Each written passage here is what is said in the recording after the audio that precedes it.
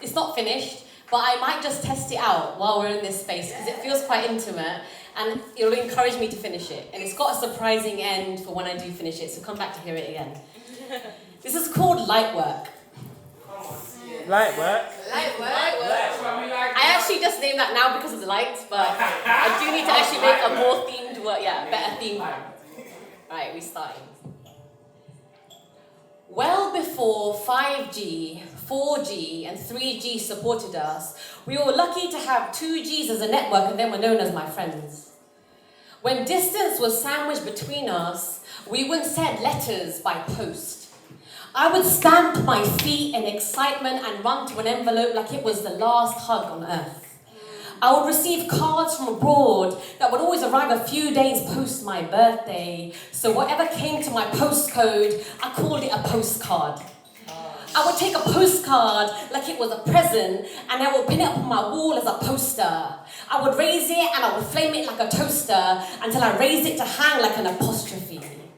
Like an apostrophe as a possessive noun to control the two sides of a postcard that hung like a trophy. Because the words could be little, but the letters loudly spelled that they loved me. The writing was always a mess for my birthday, but it was always a message that lasted. Over the years, I sat and waited for hours after mail was delivered. I sat like a royal queen, royal, looking out for its royal mail. I sat and waited by the post box, but only the internet arrived. And the only king that was found was the sound of my heart breaking. There wasn't any more letters coming. And so it dawned on me, we're really not in the post stage anymore. That's the end. That's so far as I got. Thank you. I might put this a little bit higher, just because.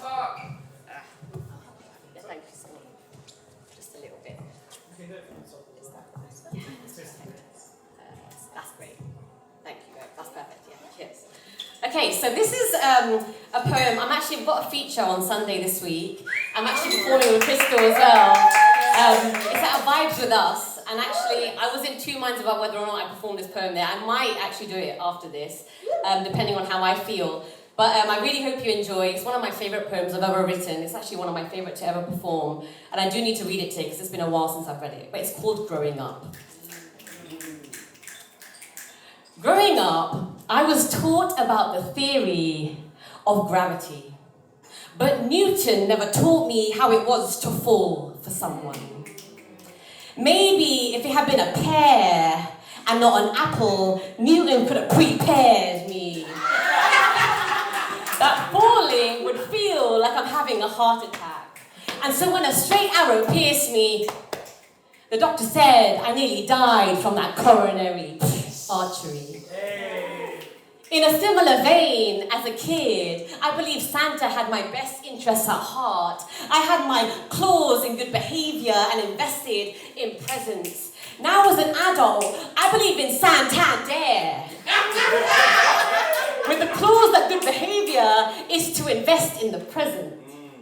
Speaking of time, as a kid, I would often read my watch clockwise, but my watch would often read your time, Paul. So I didn't trust any clocks with my secrets, because I know eventually time would tell all.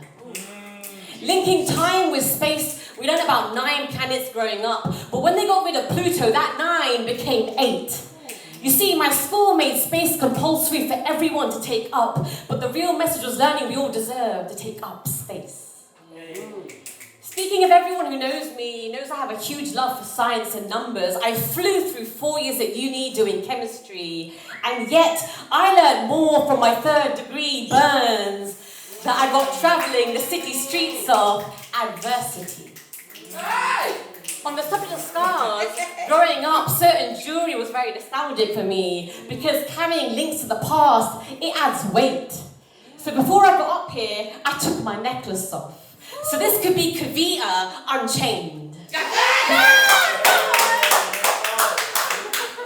On the subject of scars, my music taste growing up was also off the chain. My diet consisted of foods that were so solid. Black Eyed Peas, M&M's and Spice Girls, but never meatloaf. Because I am a vegetarian. played no more. And then when we start using the button for fast rewind, we burn through Sony, Hitachi, and Kenwood. You see our stereos, they didn't fit one stereotype. That's right. Watching Recess on TV taught me the importance of breaks. Watching Arthur taught me to listen to my heart and listen to the beat. I laughed with Pingu without speaking his same language. And Crash Bandicoot taught me main character energy.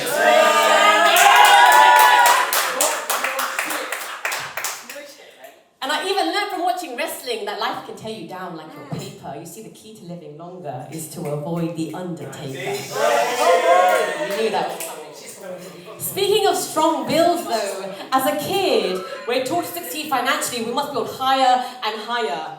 Can I get a show of hands if anyone here used to build towers out of Lego? Come on! You know it, but we learn as adults to grow emotionally is the opposite. It is measured by our ability to let go.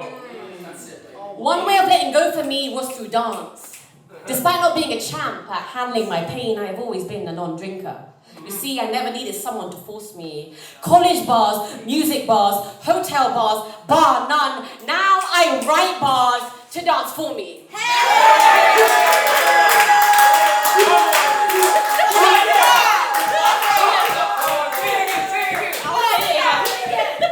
One way of letting go for me was through dance. Despite not being a champ at handling my pain, I have always been a non-drinker. To dance, I never needed someone to force me. So college bars, music bars, hotel bars, bar none. Now we write bars to dance for me. As a kid, I was never blind to the fact that money speaks.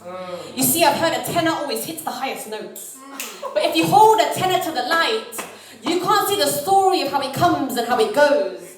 They say when money talks, nobody notices the grammar it uses. And no, I'm not talking in terms of capital punishment. But money that could have ended with a sentence, perhaps. So what do you call money that pays for someone's sins? Some say law and order, I call it sin tax. Oh, that's maths. I once walked myself into really hot waters and I couldn't see my reflection in the mirror, and what it boiled down to was steam. And so I learned not to drag my feet when I walk, because it's easy to trip over low self-esteem. Sometimes our self-esteem can feel tied to our weight. To tip the scales of worth only takes a few grams. Growing up, kilograms is our metric unit for measuring mass. In today's world, we measure value by Instagram. At school, we'd be tripping over our crushes and ourselves and playing chase and tag in the playground. Now we're rated for our techers and techers social media. We chase and tag on socials with our heads down. You see, I learned from Juicy Fruit Goblet to play myself like an extra. And I learned, just like on our birthdays, we have to show up for ourselves, even on our worst days. There is meaning behind these lessons. There's a reason why it's called childhood. Because the lessons are so well hidden, but goddamn, they are so good. I've been learning profound lessons all my life, through hard times, through joys, and through love. And they can really remind you of where you come, where you're from, and what you're made of. I've been Kavita. Thank you so much.